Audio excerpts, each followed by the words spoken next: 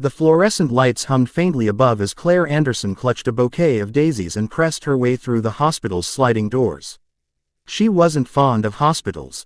The smell of antiseptic, the hush of too many secrets lingering in the corridors, but she had promised her friend, Marissa, that she would bring flowers to her mother, who was recovering from surgery. Claire balanced the bouquet in one hand and her purse in the other, glancing at the crumpled sticky note she had scribbled the room number on. Room 314, East Wing. She hurried past nurses' stations, her ballet flats squeaking faintly against the polished floor. She had worked a double shift at the cafe the night before and was running on 2 cups of coffee and a stubborn promise. All she wanted was to deliver the flowers, wish Mrs. Ruiz a gentle recovery, and head back home to collapse in bed. At the end of the corridor, she spotted the numbers on the doors: 310, 312, 314. She exhaled in relief and tapped lightly before nudging the door open. The room was dim, curtains half drawn, the soft beeping of machines pulsing in the background. A man lay propped up in the hospital bed, an IV attached to his arm, his chest rising slowly beneath a crisp white blanket. Claire froze. That wasn't Mrs. Ruiz. The man was younger, mid-30s, maybe. His features were sharp even under the pale hospital light, strong jaw, slightly tousled dark hair, a faint stubble shadowing his chin. He looked tired, but not frail, and he was staring right at her. For a moment, Claire considered retreating quietly, muttering an apology. But before she could step back, his lips parted, his voice hoarse but steady. "Stay," he whispered. "I've been waiting for you." Her pulse skipped. Sorry," Claire stammered, gripping the flowers tighter. "I think I've got the wrong room." His eyes, a piercing gray that seemed both weary and searching, locked onto hers. "No," he said, softer this time. "You're exactly where you need to be." Claire's throat tightened. She wasn't sure if this man was delusional from painkillers or if she had walked into something far bigger than she understood. The encounter. I'm Claire," she offered cautiously, still half turned toward the door. "I don't think we've met." The man's gaze softened as if her name meant something to him. He gave a faint, almost ironic smile. "Claire," he repeated, like testing the sound. "Perfect." Before she could reply, a nurse swept in with a clipboard, surprised to find her there. "Oh, Mr. Lancaster, I see you've got a visitor," the nurse chirped. "That's good for you. Company helps." Mr. Lancaster. The name landed like a stone in Claire's chest. She knew it, though only from headlines and whispered stories. Alexander Lancaster, billionaire real estate mogul, one of the most powerful men in the city. The kind of man who lived in penthouses above the skyline, whose photo appeared on magazine covers with captions like "The Man Who Owns Manhattan." And here he was, hooked to IV lines, speaking to her as though he'd known her forever. Claire forced a polite smile at the nurse, who checked his vitals and scribbled a note before leaving again. As the door clicked shut, silence swelled in the room. "Why did you say that?" Claire asked finally. "That you've been waiting for me." Alexander Lancaster's expression was unreadable. His eyes held hers in a way that felt both disarming and impossible to escape. "Because it's true," he murmured. "I've been waiting for someone who wouldn't walk away." Claire's grip on the flowers tightened until a petal dropped to the floor. She should have left. She had no business being here. But something in his tone, something unguarded, human, fragile, anchored her to the spot. "The confession." Alexander gestured faintly toward the chair by his bed. "Sit, please." Against her better judgment, Claire lowered herself into the chair, setting the flowers on her lap. "I don't usually talk to strangers," she said, trying to sound casual. "Especially ones who could buy the hospital they're lying in." That drew a laugh out of him, quiet but genuine. "You're not afraid of me," he said, as if it surprised him. Claire shrugged. "You're hooked to an IV. Not exactly intimidating." The smile faded from his lips, replaced by something heavier. "I'm here because my body gave me no choice. Stress, neglect, too many years thinking I was invincible. Turns out even money can't stop your heart from failing when you push it too far." His words were sharp with truth, and for a moment Claire forgot who he was. He wasn't the billionaire tycoon plastered across newspapers. He was a man, lying in a bed, staring down mortality. "You shouldn't be telling me this," she said softly. Maybe not. But when you walked in, you didn't look at me the way everyone else does. Not like a story. Not like an investment. You looked real. Heat flushed Claire's cheeks. She wasn't sure what he saw in her. She was just a cafe worker with a mountain of student debt and a knack for being in the wrong place at the wrong time. You don't even know me, she whispered. Maybe not, Alexander said, his voice lower now. But I want to. A tangled past. Claire should have left that room. But she didn't. Over the next hour, she listened as Alexander spoke, not about board meetings or billion-dollar deals, but about things that sounded almost ordinary. His father's absence. His mother's quiet resilience. The way success had filled his bank accounts but emptied his life of people he could trust. And, slowly, Claire found herself telling him things she rarely admitted aloud. About her father's passing when she was 16. About the years she spent helping her mother keep the small family cafe alive. About her dreams of becoming an art teacher, abandoned because tuition was out of reach. When she laughed at one of his dry jokes, Alexander looked at her like he hadn't heard laughter in years. It was dangerous, she realized. To sit here, talking like old friends, when she'd only intended to deliver flowers down the hall. Dangerous to feel the weight of his gaze lingering on her face as if he was memorizing it. At some point, her phone buzzed. A text from Marissa. Hey, did you drop the flowers off? Mom says hi. Claire blinked at the screen, guilt washing over her. She hadn't even reached Mrs. Ruiz's room. I really should go, she said, standing abruptly. But before she could leave, Alexander caught her wrist. Not hard, just enough to stop her. Stay, he said again, his voice rough. Even if just for another minute. Claire's breath caught. She should have pulled away. But she didn't. The shadow overhead. When she finally stepped out of room 314, the hallway felt brighter, harsher. She delivered the daisies to Mrs. Ruiz, offered a quick smile, and rushed back outside, the evening air cooling her flushed skin.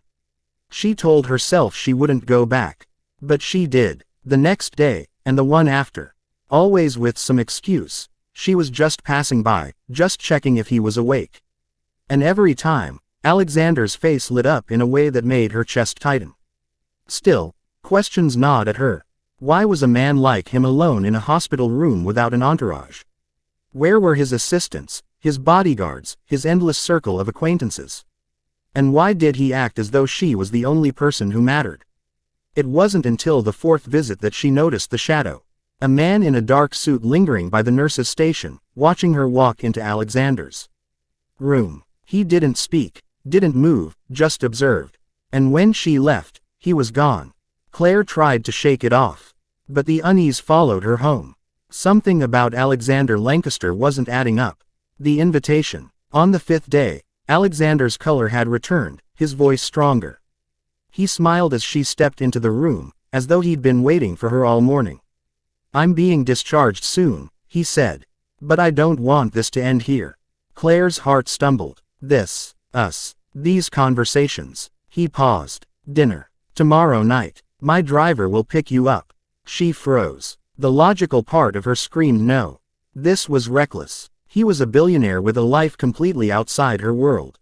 Whatever had bloomed between them in the quiet safety of the hospital couldn't possibly survive out there. But when she looked at him, at the hope flickering beneath his guarded expression, the word that slipped past her lips was not no. It was, all right. Ending of part 1. That night, Claire lay awake in her small apartment above the cafe, staring at the ceiling as the city hummed outside her window.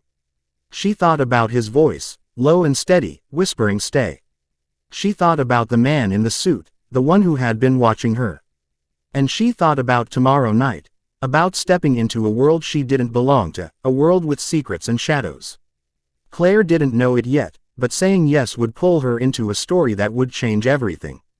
The following evening, Claire stood in front of her closet staring at the same 3 dresses she always wore to church, weddings, or interviews. None of them looked like something a billionaire's dinner guest would wear.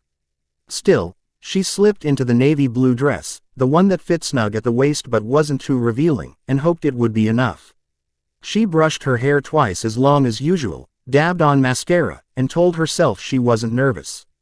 At exactly 7, A sleek black car pulled up outside the cafe below her apartment. A driver in a crisp suit stepped out and opened the back door. Claire hesitated only a second before sliding inside. Alexander was waiting at the restaurant. Though, restaurant, was too ordinary a word. The glass walls overlooked the city skyline, chandeliers dripping light from the ceiling. A table for two was set near the window, and Alexander rose when he saw her, his gray eyes brightening in a way that made her heart skip. "Claire," he said softly.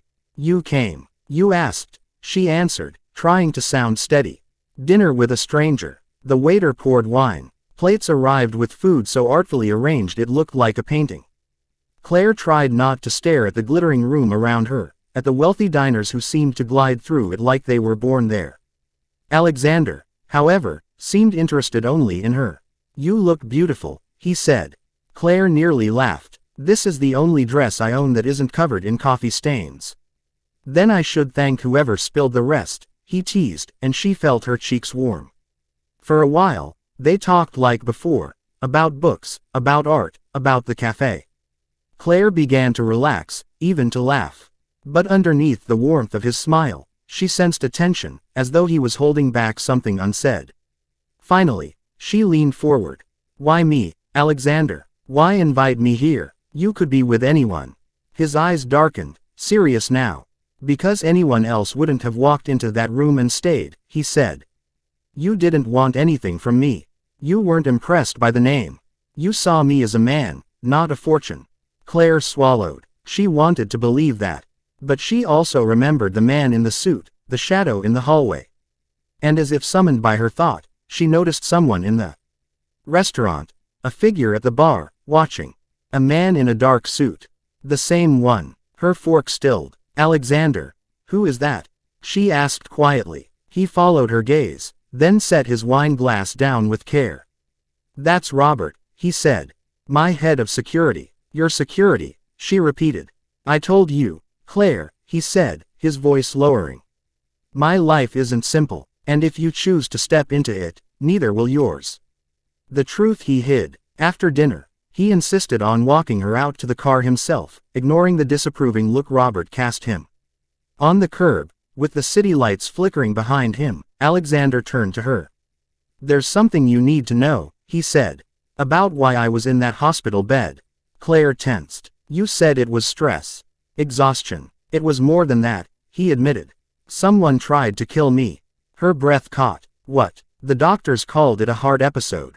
But the truth is, my drink was tampered with at a meeting. A poison that mimics heart failure." His jaw tightened. "I survived. Barely." Claire's stomach twisted. "Who would do that? I have enemies. People who want my company, my assets, my silence. I don't know yet who." His gaze locked onto hers. "That's why Robert follows me everywhere. That's why I was alone in that hospital room, because I didn't know who I could trust." "And you trusted me," she whispered. "I didn't have a reason to, but I did." The weight of his words sank into her chest. This wasn't a fairy tale dinner. It was a warning. If she stayed near him, she wouldn't just be stepping into wealth and glamour. She'd be stepping into danger. Crossing the line, she should have walked away. She knew it. But when Alexander reached for her hand, she didn't pull back. Days turned into weeks. She saw him often. Sometimes at the cafe, where he'd slip in quietly with no entourage, sometimes in the quiet of his penthouse where the world outside felt like another planet. It was intoxicating and terrifying all at once. And yet, the shadow never left. Robert lingered at a distance. Claire caught whispers of Alexander's meetings, guarded conversations that ended abruptly when she entered the room. The sense of danger, of a storm brewing, never faded. One night, after closing the cafe, she stepped outside to find a black envelope tucked beneath her car's windshield wiper. Inside was a single sheet of paper. "Stay away from him, or you won't walk away next time." Her hands shook as she read it. She drove straight to Alexander's penthouse, the letter clutched tight. He read it, face hardening, then tossed it into the fireplace without a word. "You should go home," he said finally, voice rough. "You don't deserve this." "I'm not leaving," Claire said, surprising herself with her own defiance. "Not unless you tell me you want me gone." For a moment, silence stretched between them. Then Alexander pulled her into his arms, holding her like she was the only thing keeping him standing. The betrayal. The threats escalated. A brake line cut on Alexander's car. A fire alarm pulled in the middle of the night at his penthouse. Always something to unsettle, to remind them that eyes were watching. And then, one evening, Claire overheard a conversation she wasn't meant to hear. She had gone to the study to return a book when she heard voices through the cracked door. Alexander and Robert. She's a liability, Robert's voice said, sharp. Whoever's targeting you will use her. You know that. She stays, Alexander's voice snapped. End of discussion. Claire's heart pounded as she slipped away before they noticed her. For the first time, she realized how deeply entangled she had become, not just in his life, but in the danger surrounding it. And she wondered, was she brave, or just foolish? The night everything broke. It happened 2 weeks later. Alexander invited her to a gala at the Lancaster Foundation, a glittering event with politicians, celebrities, and tycoons sipping champagne beneath chandeliers. Claire wore a borrowed gown, her nerves hidden beneath forced smiles. For most of the night, Alexander was at her side.